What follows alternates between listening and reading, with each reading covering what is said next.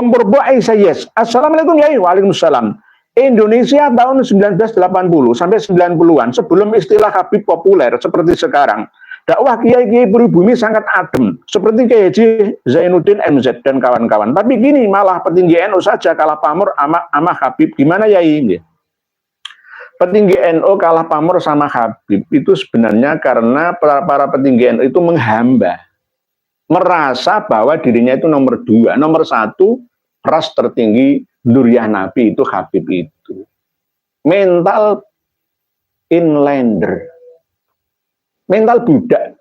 Walaupun kiai sekalipun, mental budak. Ini yang kita usahakan fakku rokobah, memerdekakan perbudakan dari orang yang dijadikan budak. Bahasanya tidak budak, tetapi prakteknya memang itu sebuah perbudakan. Menganggap bahwa selain dari ras Ba'alawi, para Habib itu lebih rendah dari ras mereka itu. Nah ini yang kita perjuangkan sesuai dengan surat Al-Balad itu. La uqsimu bihadzal balad wa anta hillum bihadzal balad wa walidi wa ma walad laqad khalaqnal insana fi kabad ayahsabu alla yaqdiru alayya had yaqulu ahlaktu malal lubada ayahsabu allam yarahu ahad alam naj'al lahu ainain wa lisana wa syafatain wa hadainahu najdain falaqtahamal aqobah wa ma adraka mal aqobah fakku raqobah. Termasuk jalan yang sulit kita tempuh. Perjuangan ini adalah menyadarkan para budak-budak ini supaya merdeka, gitu. Fakku raqobah. Au it'amun fi yaumin dzi masghubah yatiman dza maqrabah au miskinan dza matsrobah dan seterusnya ilal akhiril ayah. Itu yang kita perjuangkan.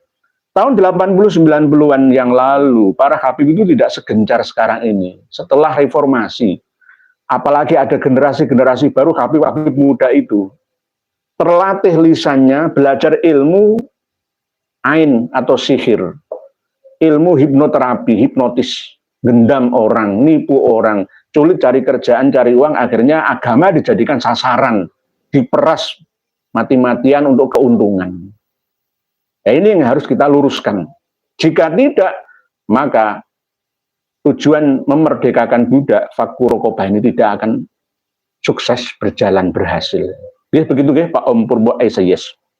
Sementara Garuda Sakti, syuhrah wal istifadah yang disengaja atau multi level marketing supaya terlihat asli dan terkenal, padahal data pustaka Zong membuat syuhrah dan istifadah sendiri, menggiring opini masyarakat supaya meyakini. Bisa jadi syuhrah wal istifadah versi mereka sendiri. Gitu. Sama seperti mengkloning makam KRT Sumodiningrat Jejeran menjadi Lamber Kidul Semarang. Tidak hanya itu, Pangeran Diponegoro itu ya Habib. Tuanku Imam Bonjol ya Habib. Bahkan seelek-elek, ya bukan seelek-elek, Umar Bawazir itu loh dipasangkan ke Pak Sagiman, lebih gitu, Sakera, itu gitu. Ya bukan saya mohon maaf, bukan saya maksudnya ini ya kelihatannya kan aman dari copy pastean para Habib Ba'alawi itu. Ternyata seorang pengarang buku dari Bangil merubah nama Pak Sakera, Pak Sagiman menjadi Umar Bawazir. Bawazir itu ya Ba'alawi sama. Kalau Al-Amudi itu bukan Ba'alawi, keturunan dari sahabat Abu Bakar As-Siddiq katanya, Al-Amudi. Jadi kalau ada batu nisan di makam Mbah Sunan Bonang itu kan Al-Amudi, Al-Amudi, Al-Amudi itu keturunan dari Abu Bakar As-Siddiq, sahabat Abu Bakar As-Siddiq. Tidak dari keturunan Kanjeng Nabi Sallallahu Alaihi Wasallam. Begitu Pak Om Purba yes. Begitu Garuda Sakti kok Pak Garuda Sakti. Jadi multi level marketing. Sama seperti memoles barang dagangan, itu tergantung keyakinan. Kan gitu. Produser ya atau manajer ya bahkan presiden ya, presidennya MLM itu siapa ya kita tahu semua.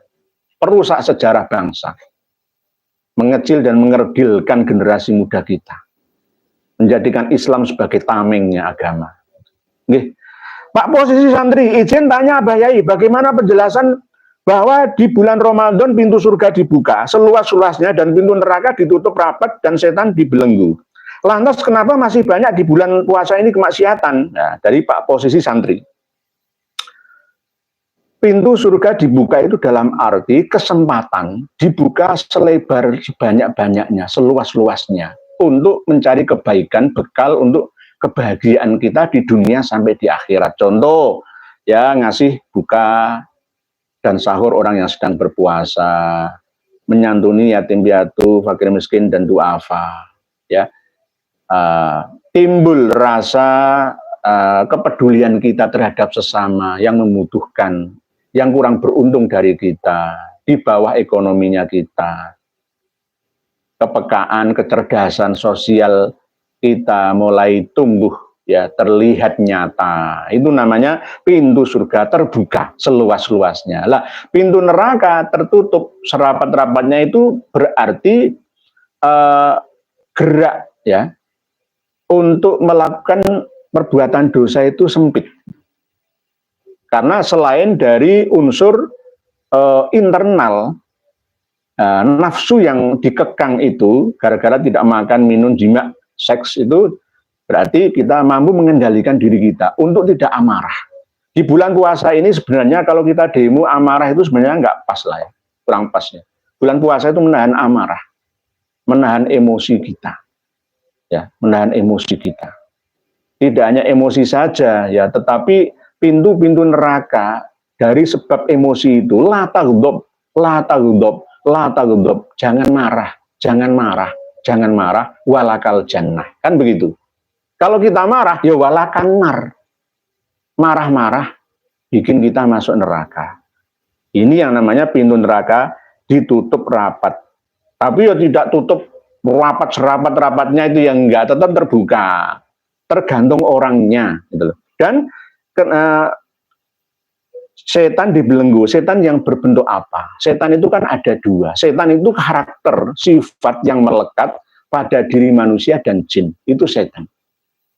Kalau sayatinal jinni ini memang tidak bebas berkeliaran menggoda manusia, kecuali manusia yang memang aslinya suka kemaksiatan sebelum bulan puasa.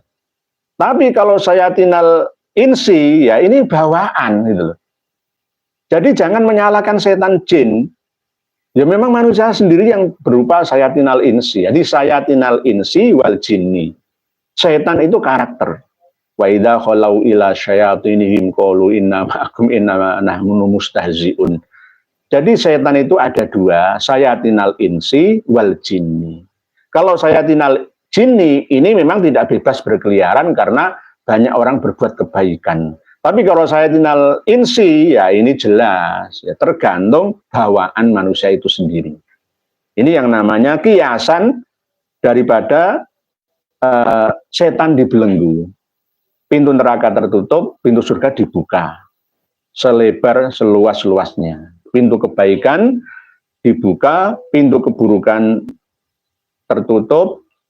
Jin yang dari golongan jin, setan dari golongan jin juga tidak terlalu bebas, ya, bergerak menuju ke dimensi manusia atau memasuki alam bawah sadar manusia untuk memelesetkan, ya, untuk berbuat maksiat manusia itu. Tapi yang sayatinal insi ini jelas bawaan orang tersebut.